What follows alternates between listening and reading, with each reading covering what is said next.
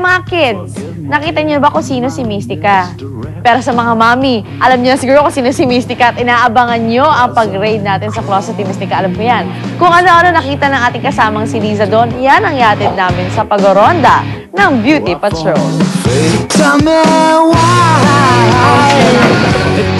I-raid namin ngayon ang closet ni Mystica at aming ipakikita sa inyo ang wardrobe ng sexy singer na ito.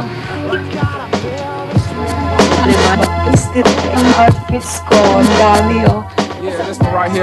Iba't ibang kulay ng mga gowns ang makikita sa closet ni Mystica. Parang rainbow sa dami ng kulay.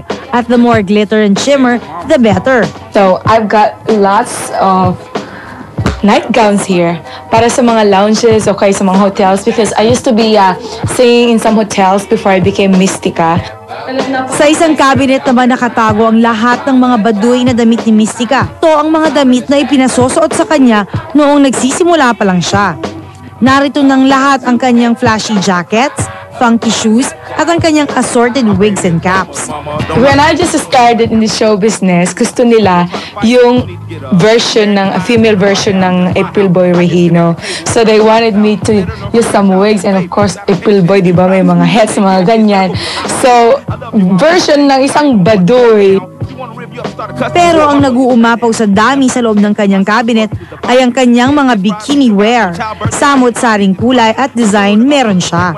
Mas marami pa ang dami nito kaysa sa mga casual at formal clothes niya. Dahil hilig talaga niyang magsuot ng ganitong klaseng getup tuwing may show siya. First time ko talagang ipakita ang ganitong image, ito yung first na isinuot ko.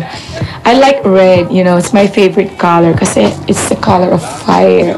My leg. Mapa-underwear, mapa-casual, pati na rin pang formal. Colorful, revealing at sexy. Kitang-kita naman sa personality, hindi ba? Alam niyo na ngayon kung anong hilig ni Mystica pagdating sa mga kasuotan. Hanggang sa susunod na Closet Raid, ako si Liza Garcia, rumoronda para sa Beauty Patrol.